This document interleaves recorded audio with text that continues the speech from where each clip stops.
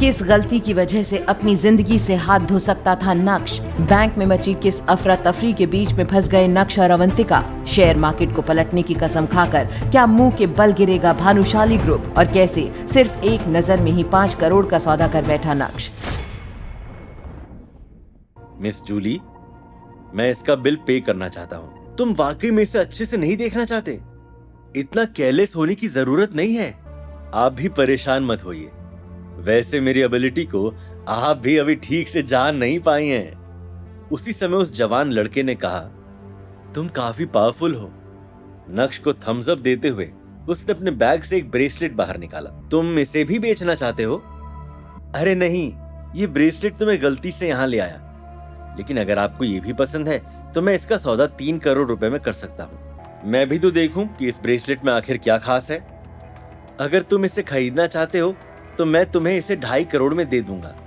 नक्श ने धीरे से उस ब्रेसलेट को उठाया। उसके बाद वो उसे अपने कान के पास ले गया और अपनी एक उंगली से उसे फ्लिक करने लगा। जैसे इंसान का एक जोड़ा होता है, लड़का और लड़की, वैसे ही ब्रेसलेट का भी जोड़ा होता है, लेकिन इस पैर का दूसरा जोड़ा मिसिंग है। अगर उन दोनों पैर्स को एक साथ मिला दिया जाए तो उनकी कीमत 10 करोड़ रुपए से भी ज्यादा होगी। ठीक है, इन जेंटलमैन के अकाउंट में 3 करोड़ रुपए ट्रांसफर कर दीजिए। किसने कहा आपसे कि मुझे सिर्फ 3 करोड़ चाहिए? मैं तो इसे 5 करोड़ रुपए में बेचना चाहता हूं। सर, आप ऐसा कैसे कह सकते हैं? क्या आपने सुना नहीं इन्होंने क्या कहा? अगर 2 ब्रेसलेट को साथ में रख दिया जाए तो उनकी कीमत 10 करोड़ रुपए से भी ज्यादा होगी। तुम ऐसा नहीं कर सकते।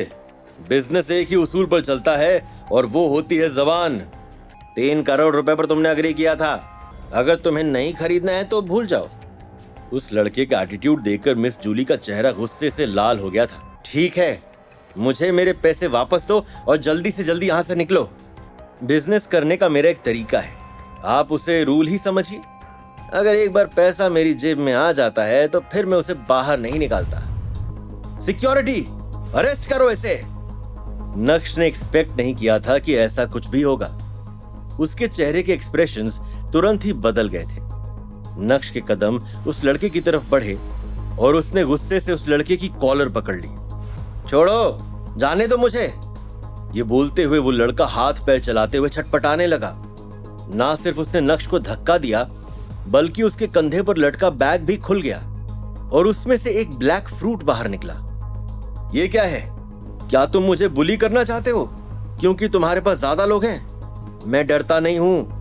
और एक बात और सुन लो, अगर तुम में से किसी ने भी मुझे हाथ लगाया तो मैं किसी को बोलकर तुम्हारी इस घटिया सी दुकान को तोड़ डालूंगा। तुम लोगों को अभी बताता हूं कि मेरे पीछे किसका हाथ है। करीब 15 मिनट के बाद 5 से 6 black cars Desai antique emporium के बाहर आकर रुकी। नक्श को छोड़कर वहां मौजूद सभी के चेहरे पर 12 बज गए थे।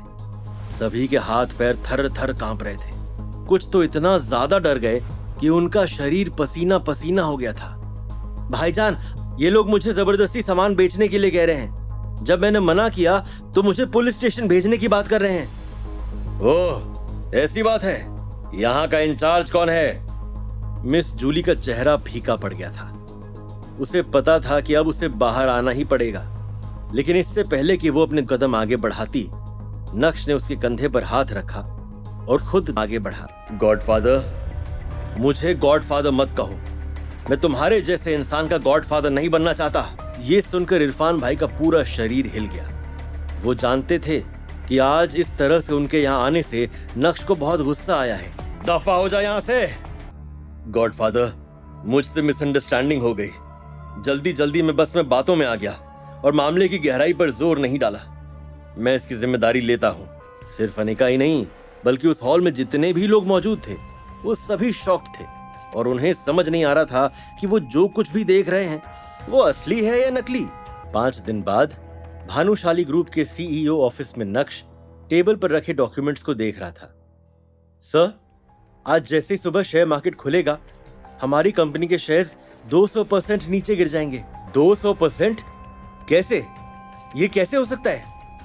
इस सब की शुरुआत कैसे हुई? सर, 3 दिन पहले किसी ने सूरत शहर की इकोनॉमी पर अटैक किया है। सीरियस होते हुए नंदिता ने कहा। भानुशाली परिवार का बिजनेस अलग अलग सेक्टर्स में बटा हुआ था और नक्श के हाथ में भानुशाली ग्रुप को संभालने की बागडोर सौंपी गई थी। अब क्योंकि नक्श ने अंतिम की शादी में पूरे परिवार के सामने अपना रुतबा दिखाया और डायरेक्टली धमकी दी, तो अब भला मिस्टर यशवर्धन पीछे कैसे रह सकते थे। उन्होंने एक ही झटके में नक्श को बर्बाद करने की पूरी प्लानिंग कर डाली थी।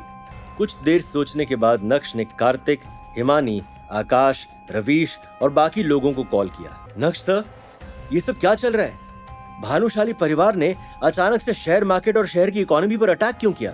भानुशाली परिवार की ताकत को देखते हुए मुझे नहीं लगता कि उन्हें शहर की बाकी इंडस्ट्रीज को टेक ओवर करने में कोई दिक्कत होगी। हालांकि वो ये सब इसलिए कर रहे हैं जिससे हमारी शहर की इकोनॉमी डिस्ट्रॉय हो जाए। नक्श सर, आप सिर्फ इतना बताएं कि हमें क्या करना है। भले ही कुछ भी हो जाए, हम हमारी पूरी ताकत के साथ आपको सपोर्ट करेंगे। अगर शेयर मार्केट स्टेबलाइज हो गया तो हम उसके बाद पैसों का तांडव कर सकते हैं। 1 घंटे बाद सूरत शहर में कुछ शॉकिंग हुआ। सभी की आंखों के सामने भानुशाली ग्रुप सबसे पहले बाहर आया और शेयर मार्केट में 1000 करोड़ रुपए का इन्वेस्टमेंट कर डाला। उसके बाद कार्तिक, हिमानी और बाकी सभी ने इस तरीके को फॉलो किया।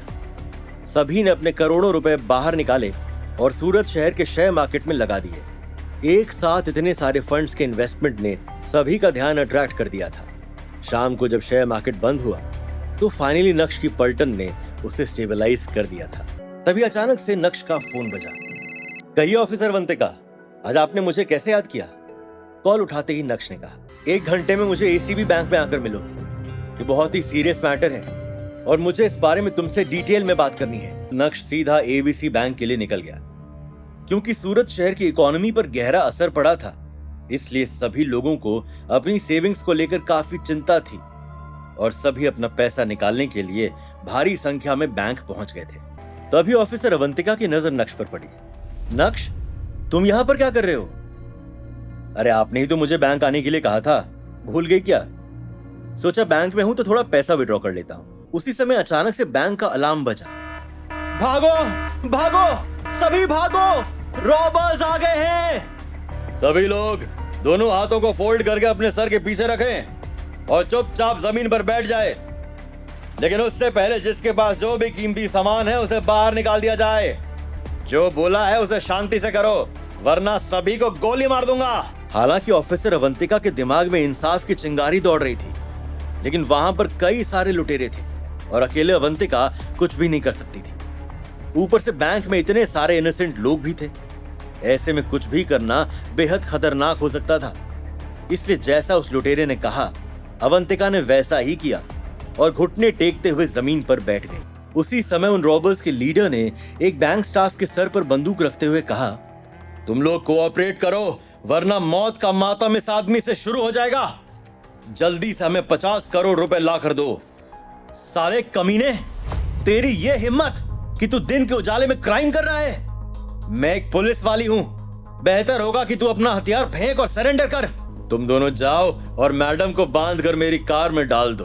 पैसा लेने के बाद हम यहाँ से निकलकर पूरी रात मैडम के साथ बिस्तर में दिवाली मनाएंगे। इससे पहले कि अवंतिका कुछ समझ पाती कि ये सब चल क्या रहा है, नक्श तुरंत ही एक रॉबर के पास पहुंच गया और अपनी चाल चलते हुए उसके हाथ पर एक लात मारी, जिससे उसके हाथ से वो गन नीचे गिर गई और सही मौके का इंतजार करते हुए नक्श ने उस आदमी के सर पर एक मुक्का जड़ दिया। उसी समय एक और आदमी पीछे से नक्श की ओर बढ़ा। उसके हाथ में भी चाकू था। हालांकि उन सभी के पास गन थी, लेकिन ऐसा लग रहा था कि वो सभी जमीनी लड़ाई करना चाहते थे। खैर, उस आदमी का पीछे से हमला करने का कोई फायदा नहीं हुआ, क्योंकि हमारा नक्श इतना तेज था कि उसने तुरंत ही उसके हमले को रोका और उसके हाथ को पकड़कर उसे अपने सामने किया और एक जोरदार लात मारी, जिससे वो उछलता हुआ सामने से आ रहे 2 और रॉबर्स के ऊपर जा गिरा।